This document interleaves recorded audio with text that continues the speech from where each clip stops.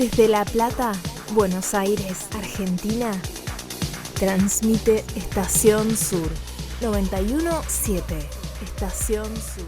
Desde el año 2005 se respira aire comunitario.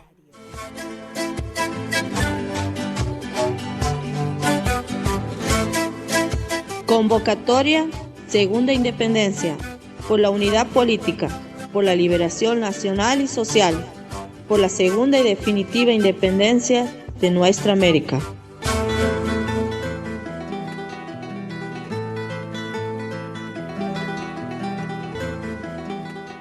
Muy buenos días a todos los oyentes de Radio Estación Sur. Acá estoy con mi compañero Alejandro, mi nombre es Miriam, soy de Convocatoria Segunda Independencia. Este es el programa Insistimos. Alejandro es de la Coordinadora Barrial Resistencia y empezamos nuestro programa de todos los sábados. Antes íbamos a las 9 y ahora vamos a las 13 horas. Fue el 17 de abril, Día Internacional de los Presos Políticos, y ahora se nos viene el 1 de mayo, Día del Trabajador. Hoy vamos a estar charlando con los que luchan. Vamos a conectarnos con portuarios que están en lucha en la ciudad de Mar del Plata. Ale. ¿Qué tal, amigo y amiga que nos escuchan ya a esta hora en Radio Estación Sur? El día de hoy vamos a estar conversando con una compañera vasca, vamos a estar conversando también con un trabajador portuario de Mar del Plata y también con un trabajador de Chile, del sur de Chile, para ver el tema de las 40 horas, de esta reforma que se hizo. Todo esto en la perspectiva, ¿no?, de una conmemoración más del 1 de mayo. Parece que ahí ya estamos ya con el contacto con la compañera. Ya estamos conectadas. Hola. Les comento a los compañeros que están escuchando la radio en este momento, a nuestros compañeros de Convocatoria Segunda Independencia, que vamos a hablar con Xiorcha, espero pronunciarlo bien, compañera, militante de militante de TINCO, del movimiento antirrepresivo y pro amnistía. Ella fue presa política durante 5 años y su compañero ya lleva 19 años preso. Fue el 17 de abril, Día Internacional del Preso Político, pero para nosotros, los militantes de Convocatoria y de la Coordinadora Barrial Resistencia y para todas nuestras organizaciones hermanas, los presos es un tema cotidiano con el cual militamos y pedimos por su libertad. Pedimos por la libertad de todos los presos políticos, de nuestras compañeras presas políticas mapuche, que son compañeras que están presas de este gobierno nacional y popular. Bueno. ¿Me escuchas? Sí. Te escucho perfectamente, Georgia, te escucho perfectamente. Sí. Queríamos saber, los compañeros estuvieron en huelga de hambre, que ya la levantaron. Sí. Queríamos fundamentalmente que nos cuentes, que nos lleves un poco de claridad de cuál es la situación de nuestros compañeros presos, que son más de 200 presos vascos. Pero ahora mismo son algo menos, creo que son 100 y pico, pero bueno, sigue habiendo un colectivo importante o un colectivo humano importante en las prisiones, y para nosotros es importante el antes para entender el ahora también, ¿no? Entonces, la política de dispersión, como la hemos conocido, ha durado 34 años. Es verdad que anteriormente los presos políticos vascos en los años 70, en los años 80, estaban en cárceles del territorio español, pero solían estar siempre juntos, ¿no?, en módulos normales donde ellos incluso montaban sus comunas y estaban juntos. Es verdad que en el 89, en el año 1989, coincidiendo también con unas negociaciones frustradas entre ETA y el gobierno español, en aquel momento el Partido Socialista, se da esa ruptura a principios de año y coincide que ese año también se pone en marcha lo que hemos conocido como la política de dispersión, ¿no?, que es el alejamiento de Euskal Herria, el alejamiento de sus casas, pero es mucho más, ¿no? Es un alejamiento también interior entre compañeros, es aislamiento, es el intentar acabar con el militante, con el preso en su parte militante, pero también en su parte humana, ¿no? Y esa política de dispersión que en su momento puso en marcha el Partido Socialista Obrero Español con ayuda del PNV, Partido Nacionalista Vasco, cumplía unos objetivos, ¿no? Se rompen aquellas frustradas negociaciones y demás, Y bueno, no sé, el Estado, ¿no? El PSOE también ha hecho uso de las herramientas que ha considerado necesarias, sea hablamos de terrorismo de Estado o sea la dispersión, para acabar con la resistencia en Euskal Herria, ¿no? Y en ese momento, pues bueno, pues una manera de acabar con parte de todo este movimiento, que era el Movimiento de Liberación Nacional Vasco, y de chantajearlo y de condicionar a su organización, pues es eso, ¿no? Intentar acabar con una tortura, ¿no? Continua en las prisiones con el militante político. ¿Qué ocurre? Bueno, pues que en ese camino tengo que recordar que 16 familiares y amigos mueren en accidentes de tráfico y que son 20 presos políticos los que mueren también a manos de los estados español y no olvidar nunca el Estado francés también, ¿no? 34 años después nosotros entendemos que es verdad y es un hecho objetivo que Euskal Herria ha luchado con una determinación clarísima para acabar con la dispersión. O sea, han sido cientos de miles de movilizaciones, de huelgas, de luchas, de cortes de carretera, de todo, para acabar con esa dispersión. Pero bueno, nosotros creemos que desgraciadamente lo que acaba con la dispersión es lo que acaba con un ciclo de lucha que hemos conocido, ¿no? El Estado decidió con los colaboracionistas vascos poner en marcha algo para acabar con esa lucha, con esa resistencia, y esa lucha y esa resistencia, como la hemos conocido históricamente en Euskal Herria, ese, no sé cómo decirlo, pues ese enemigo que veían los estados y el sistema en Euskal Herria, pues seguramente a día de hoy no lo ve. Por lo tanto, la dispersión sin lucha armada y sin otro tipo de luchas y sin mucha presión o mucha lucha en las calles puede incluso volverse a hacer efecto boomerang, ¿no? Y volvérsele en contra, ¿no? A quien lo puso en marcha. Entonces, bueno, pues el Estado español decide terminar con la dispersión, el Estado francés también, pero es verdad que también tengo que recordar que en el Estado francés continúan 2 presas políticas vascas en una cárcel de Euskal Herria, unos 800 y pico kilómetros, es al norte de París, en Reau o algo así creo que se pronuncia, y varios presos también en la prisión de la Nemesan, que es hasta 300 kilómetros o así de Euskal Herria. Es verdad que en el Estado francés la dispersión continúa. En lo que respecta al Estado español, es verdad que todos los presos a día de hoy, todos los presos políticos que así lo desean, también es verdad, están en Euskal Herria. Están en Euskal Herria, pero una de las cuestiones que evidencia que están en cárceles vascas pero que siguen presos, y las vulneraciones que conllevan estar presos en cárceles del sistema siguen latentes y siguen vivas, pues es que uno de los últimos presos que llega de una cárcel de España a Euskal Herria, pues le intentan obligar a compartir una celda, ¿no? Aquí es una reivindicación histórica, ¿no? La de que los presos políticos, todos, en todo el Estado, pues reivindiquen ese derecho a la intimidad y a tener cada uno su celda, cada preso y cada presa, y no tener por qué compartirla con nadie, ¿no? Entonces él llega a Zaballa, a esta cárcel de Vitoria, y bueno, pues le plantean que tiene que ponerse con otro preso, y él se niega, y entonces le aíslan. Y entonces él decide ponerse en huelga de patio, no salir de la celda. Pero bueno, pues no hay respuesta después de unos cuantos días por parte de la cárcel, y entonces se pone en huelga de hambre. Y unos días más tarde, otros 7 compañeros, 6 que están ahí en la cárcel, en la misma cárcel, pero otro que está en otra cárcel vasca, en Pamplona, deciden entrar en huelga de hambre también en solidaridad con este preso. ¿Qué evidencia esto? Pues que la cárcel es cárcel.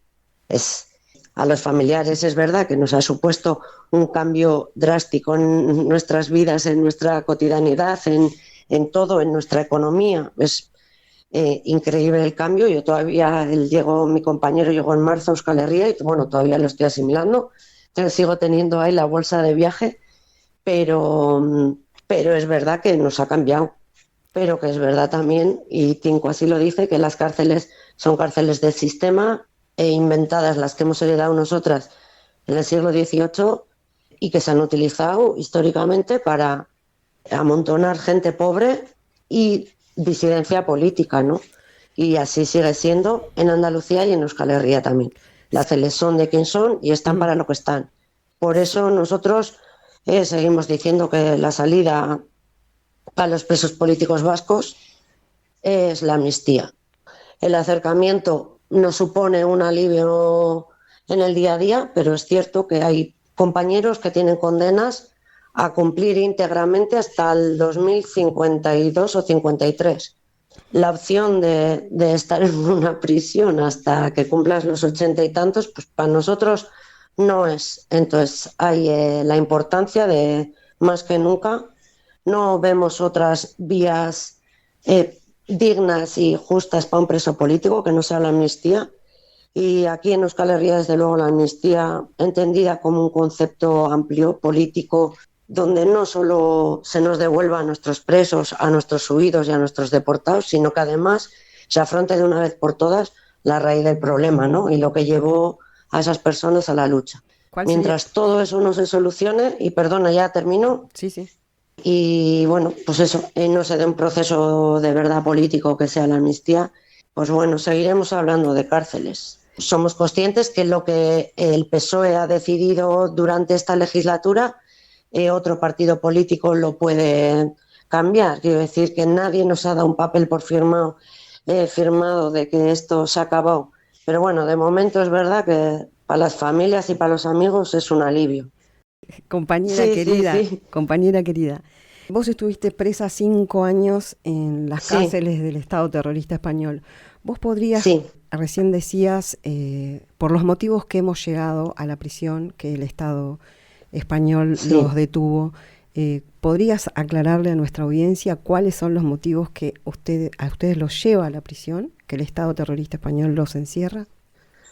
A mí, en mi caso, fue lo que se llama aquí el delito de colaboración con banda armada. No hablaba del delito en sí, Giorgia, hablaba del impulso, ¿no? Del impulso militante. ¿Cuál sería la idea? Hablando de la independencia y de defensa de la clase trabajadora. Sí, a eso me refería para que lo aclares a la audiencia. Sí, en mi caso, bueno, si hablas de mi caso, lo que me llevó a la militancia, si te entiendo bien, sí, puede ser. Exactamente. Bueno, yo, pues al final hay gente que pues lo hemos vivido en casa, ¿no? Mi abuelo luchó contra el franquismo en la guerra civil.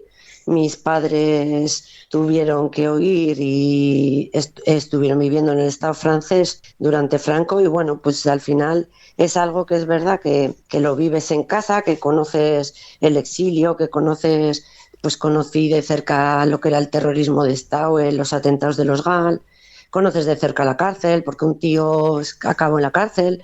Es verdad que es algo que algunos hemos tenido en la familia, pero también es verdad que, bueno, pues que somos un pueblo y que yo, en mi caso, tengo muy claro que pertenezco a una clase, ¿no? Y que, bueno, que mientras no haya justicia, pues el único camino, desde luego, en donde nosotros vivimos y creo que en todos, es la lucha. La lucha, pues bueno, pues a veces será de unas formas y otras veces será de otra, pero es la lucha. En nuestro caso y en mi caso es la independencia, el socialismo. Perfecto. O sea, ambos dos, quiero decir que no creo que tampoco este pueblo pueda ser libre sin que la clase pueda ser libre. No sé si nos entendemos. Para mí son dos conceptos que van unidos y que el uno sin el otro no puede ser. Entonces, bueno, pues no sé, mis abuelos no lo pudieron ver, seguramente yo tampoco lo pueda ver, pero bueno, creemos que las razones que nos llevaron a la lucha siguen y siguen necesitando de compromiso y de entrega y en eso seguimos. Perfecto. A mí, en mi caso, la cárcel lo único que me hizo es reafirmar en mis ideas, eso es verdad.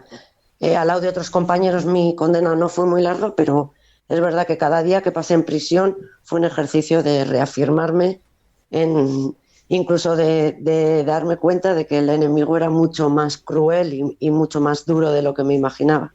Tal cual, Tal cual, imagino eso, la situación de los presos vascos en las cárceles es muy, muy difícil, ¿no, Siorcia? Sí, bueno, ahora mismo la verdad es que ha dado un giro importante, pero ha habido años muy, muy duros donde había incluso presos en las islas. Pues no sé si conocéis un poco la ubicación de Euskal Herria, pues desde Ceuta, Melilla, las Islas Canarias, las Islas Baleares, el sur de Andalucía. O sea, quiero decir que ha sido muy duro. Y luego ya no solo la distancia, las condiciones, las restricciones. Hubo un tiempo hasta que se les prohibía hablar en euskera en las comunicaciones, porque como te intervenían todo y no lo entendían, pues tenías que hablar en castellano necesariamente. Uh-huh. Que no había llamadas de teléfono, que había módulos de aislamiento, que había palizas en traslados y en módulos de aislamiento casi semanales. Ha sido un régimen... Sí, terrible. Sí, perdona. Sí, yo recuerdo mucho una imagen en un momento que Eve de Bonafini nos contaba a nosotros, los compañeros que estábamos con ella en la universidad y en la Casa de las Madres en ese momento. Ella contaba cómo el juez Baltasar Garzón, ante una compañera presa vasca, denunciaba ante él las violaciones que sufría en las cárceles y él se burlaba de ella. Eso me quedó así como muy grabado. Yo era muy joven en aquella época cuando Eve ya contaba estas cosas que sucedían con los compañeros vascos. Sí, la demostración es de qué tipo de Estado es que todo lo que ha pasado aquí ha podido ocurrir porque es todo un engranaje, ¿no?, de pudridumbre y de terrorismo, como tú has dicho, ¿no? Es para que se pueda torturar, para que en las cárceles se puedan dar palizas, es necesario tener una mano ejecutora, pero además tener jueces, médicos forenses y todo un engranaje de colaboradores necesarios, ¿no? Entonces, bueno, pues evidentemente los jueces de la Audiencia Nacional, porque todos los delitos de terrorismo van a la Audiencia Nacional, no son jueces que han llegado ahí por una oposición, son jueces colocados, algunos con unas aspiraciones personales, ¿no?, y de egos y políticas, pues como las del señor Baltasar Garzón, vamos, que no intentó hacer carrera política, intentó hacer méritos, le salieron mal, pues han sido piezas fundamentales, pues como ahora mismo Marlaska, ministro de Interior, piezas fundamentales en las salvajadas que han ocurrido en comisaría, ¿no? Y hasta las evidencias más, ¿no?, como la cara de Unai Romano, otras caras y pues bueno, pues ellos han hecho su papel, que ha sido no investigar y mirar hacia otro lado. Incluso cuando Estrasburgo luego en varias ocasiones ha dado sentencias diciendo que en el Estado español no se investigan. Ya no que se haga o no se haga, pero ni siquiera se investiga. Pero bueno, pues han funcionado siempre con la impunidad, desde el torturador hasta el juez que tenía que recoger una denuncia y no la recogía, pero además se mofaban y además había burla y además hablaban de que ETA tenía un librillo, un protocolo que decía a todos sus militantes lo que tenían que hacer cuando llegaban ante el juez y lo que tenían que denunciar. Es que sí, es parte de un estado de como este, ¿no? Siorza, piden por volver a casa, etcétera. Que vuelvan a casa. Según la legislación española, ya ellos deberían estar en libertad, por lo que pude escuchar en algunos audios y videos que nos mandaste de las movilizaciones que realizan ustedes por la libertad de los presos. Bueno, esperamos que eso, sabemos que va a ser muy difícil de que se cumpla, pero la idea acá, nosotros desde este espacio, desde Convocatoria y desde todas nuestras organizaciones hermanas, es difundir la situación de los presos políticos vascos y pedir por su libertad y su amnistía ya. Compañera querida, no sé si querés agregar algo más. Pues nada, solo agradecer, un saludo revolucionario y un abrazo enorme desde Euskal Herria a todos los compañeros y compañeras que estáis por ahí, a las presas mapuches, y agradeceros infinito, no ahora con este espacio, sino no tengo por olvidar la huelga de Pachi Ruiz y en muchos otros momentos que en las cárceles han pasado momentos muy complicados, ya habéis estado ahí, o sea que agradecimiento infinito desde Euskal Herria. Un abrazo grande te manda el Negro Suárez, que él está ahí como muy interesado en esto de que nosotros difundamos y que seamos partícipes de una solidaridad internacional fuerte para contarle a todos nuestros oyentes, a la gente que nos escucha, a los que pueda llegar esto, de que hay presos en todo el mundo y nuestros hermanos presos políticos vascos también son parte nuestra y por eso pedimos por su libertad. Siorcia querida, acá te saluda Alejandro, que está calladito escuchándote, un compañero de la Coordinadora Barrial Resistencia. Sí, muy, muy interesante lo que estás comentando. Y yo te quería hacer una pregunta así breve. Tiene que ver un poco, porque acá en la Argentina y en realidad en los países latinoamericanos, más allá de mi opinión personal referente al tema, siempre se ve a cierta izquierda progresista del Estado español, básicamente Juntas Podemos, como la gran solucionadora de todos los problemas por la vía política y todo el asunto. ¿Me podrías comentar un poco cuál es la relación que tienen estas fuerzas políticas progresistas y supuestamente revolucionarias con el tema de los prisioneros políticos, principalmente del País Vasco? Bueno, yo sinceramente, creo que son fuerzas socialdemócratas y yo no creo en la socialdemocracia y no creo que vaya a ser una solución para el conflicto nacional ni para el social. Creo que será el pueblo. Hay una frase que aquí se dice: el pueblo salva al pueblo. Creo que la lucha del pueblo, el compromiso del pueblo, si nos damos cuenta que se ha cumplido una etapa, pero no tenemos a los presos en casa, no, aquí no ha terminado nada, pero que tampoco somos libres, ni tampoco quiero decir que la lucha continúa de otra manera, pero continúa. Y que yo, por centrarme, no creo en el espectro parlamentario, en las bonitas palabras. Creo que los partidos se moverán en tanto en cuando el pueblo les haga moverse. Creo que así ha sido siempre, con la dispersión también. Creo que además están a otra cosa, que la situación internacional, que lo que afecta a lo nacional está en otros términos, que los presos ya están en Euskal Herria y quien sentía cierta presión ya puede descansar porque están en Euskal Herria. Y aquí, es más, se ha vendido como una victoria. Bueno, ha sido una victoria muy cara. Y bueno, y siguen en prisión. Así que lo que te digo, yo creo que en la calle conseguiremos lo que tengamos que conseguir. Sí, Orsa querida, un abrazo, nuestra solidaridad y nuestro amor hacia ustedes. Vamos a seguir en contacto. Sí, abrazo fraterno, tal como decía la compañera, y a crecer con la solidaridad entre pueblo, y como vos bien decías, esto solo el pueblo ayuda al pueblo, y obviamente la solidaridad entre pueblo y entre clase de los distintos Os pueblos. agradezco mucho, de verdad, es recíproco. Un abrazo a tu compañero y a todos los compañeros que puedas visitar y ver. Otro para vosotras. Gracias.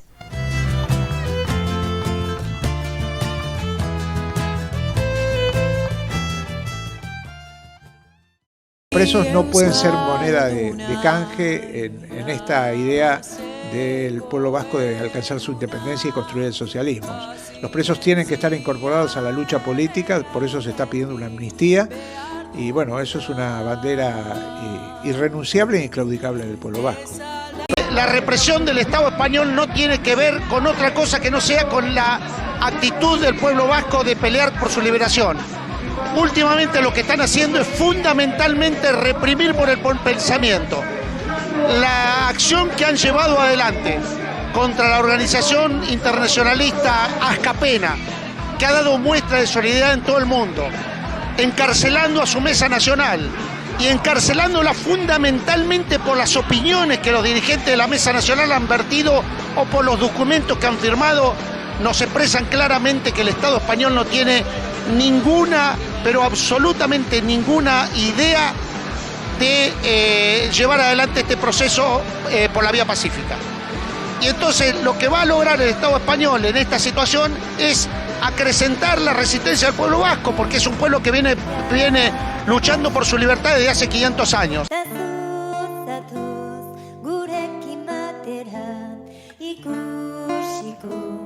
kantu bat da indarrak loratzen gorri, naikiaren goiza igarri du, datorren bide